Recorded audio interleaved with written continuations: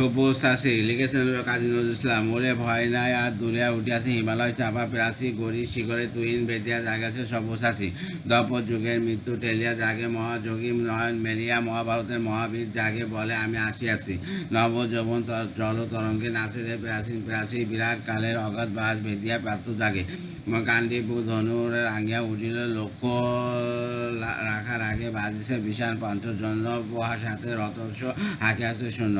ঝড়ের ফু দিয়ে নাচে অরণ্য রসাতলে দোলা লাগে। দোলাইয়া বসিয়া হাসিয়াছে জীবন মৃত্যুর অনুরাগে। যুগে যুগে মোরে বাসে পূর্ণ পাপ দুর্মতি কুরুসেনা দুর্জনের পদনেই ওরা দুঃশাসনে কেনা। লক্ষাকাণ্ডে কুরুক্ষেত্রে লোক দানবের ক্ষুদ্র নেত্রে ফাঁসির মঞ্চে কালোর বেতে ওরা যে ছিল চেনা। ভাবিয়াছ কেউ শুধিবে না এ উৎপীড়নের তেনা। কালের চক্র বকর গতিতে ঘুরিতেছে অবিরত।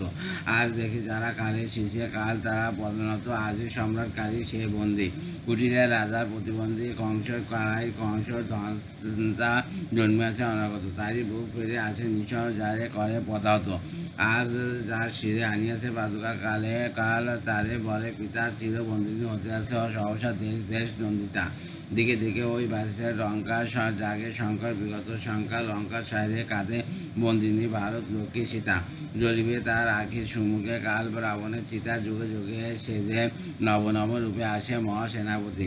যুগে যুগে হন শ্রী ভগবান যে তারই রথ সারথি। যুগে যুগে আছে গীতা উদ্গাতা ন্যায় পাণ্ডব সৈন্যের ত্রাতা। অশিব দক্ষ যজ্ঞে যখনই মোড়ে স্বাধীনতা সতী শিবে গরগে তখনই মুন্ড হারিয়াছে প্রজাপতি। নবীর মন্ত্রে দাঁড়িতে দীক্ষা আসিয়াছে ফাগুনি। জাগরে জোয়ান ঘুমায় না ভোর শান্তির বাণী শুনি। অনেক দদাচি হাত দিল ভাই দানব দৈত্য তবু মরে নাই। সুতা দিয়ে মোড়া স্বাধীনতা চাই বসে বসে কাল গুনি।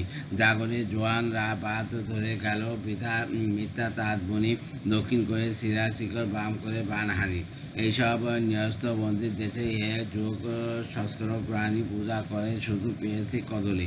এবার তুমি এসো মহা বলি রথের সম্মুখে বসো চক্রধারীরে টানি।